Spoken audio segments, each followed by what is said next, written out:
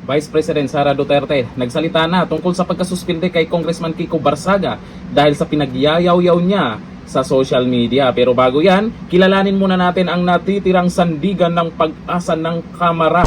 Dito sa balita ngayon, ayon sa isang retired Major General Romeo, ang 6 na kongresistang hindi nagpasindak at nanindigan para sa malayang pamamahayag at katarungan na suspensyon laban kay Cavite 4th District Representative Kiko Barsaga. Giniit niya na ang 6 na kongresistang tumayo kasama si Barsaga ay nagsisilbing patunay na hindi pa tuluyang ang konsensya at hustisya sa Kamara at may mga leader pa ring inuuna ang bayan bago ang politika. Siguro may ibang kongresista dyan na hindi talaga buo ang desisyon nila bakit bumoto ng yes.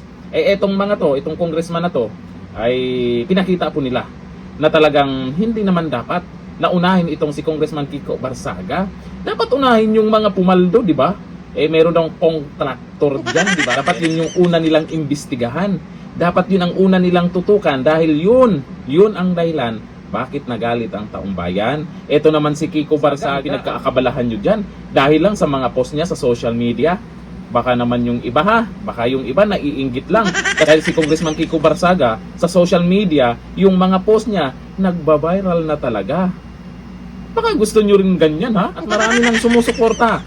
Isa na rin si Vice President Sara Duterte. Ito, panoorin po natin ang sabi ng ating Vice President Sara tungkol po dyan sa ginawa kay Congressman Kiko Barsaga. Ito yung video. Gusto ko lang ipaabot doon sa mensahe yung pagsuporta ako kay Congressman Kiko Barsaga, lalong-lalo na sa kanyang karapatan sa malayang pamamahayag at salita.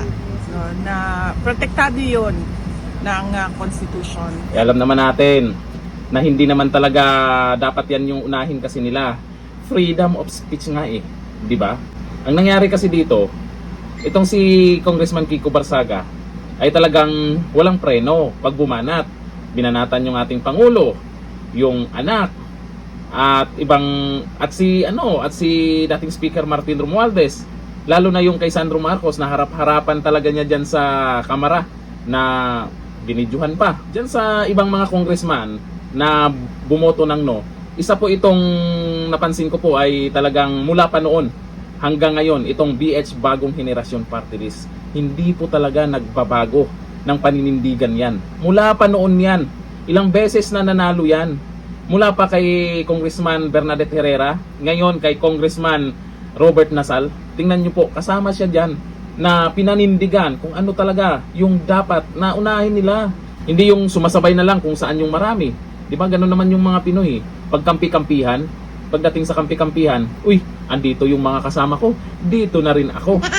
Itong mga ganitong congressman, ito yung dapat nating suportahan. Itong ibang congressman na to, tahimik lang yan, pero nakikita po natin kung saan sila pumapanig. Panig sa katotohanan. Hindi natatakpan niyang mga yan. Yung mga matatagal na iba dyan, di ba may ibang mga congressman yan, ang tatagal nila. Meron pa nga akong naaalala na congressman dyan, patulog-tulog lang. Nakukuha na ng kamera. Di ba? Patulog-tulog lang sila. Pagdating sa mga issue, ganito, tahimik sila. Nung panahon na pinaimpit si VP Sara, ang iingay nila. 'Di ba? Ngayon, ang laking pera na ang pinag-usapan, tameme. Tapos ngayon, eto, kay Congressman Kiko Barsaga, kampi-kampi sila. At least kahit papano, nandyan po yung Vice President Sara Duterte natin na hindi binaliwala ang isyung to. Magaling din naman na abogado yan. Alam niya kung ano ang tama o mali sa ginagawa ng Kamara. Sige, tuloy nyo lang yan. Pero, sa tingin ko, hindi nyo mapapatahimik si Congressman Kiko Barsaga. Thank you.